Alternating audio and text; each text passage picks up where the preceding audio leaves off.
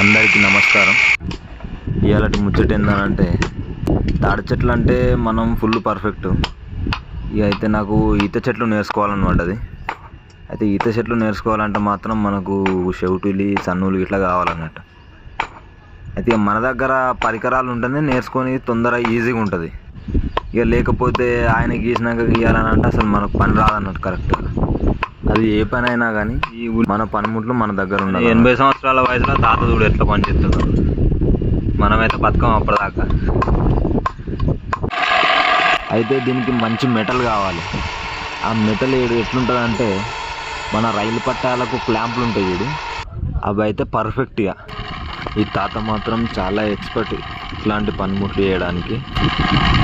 ఆ స్ప్రింగ్ మొత్తం హీట్ చేసి అట్లా ఉలీలు తయారు చేయడానికి ఒక 2 గంటలు పట్టింది. కొట్టి చేతులకు మాత్రం పొక్కులు వచ్చినాయి.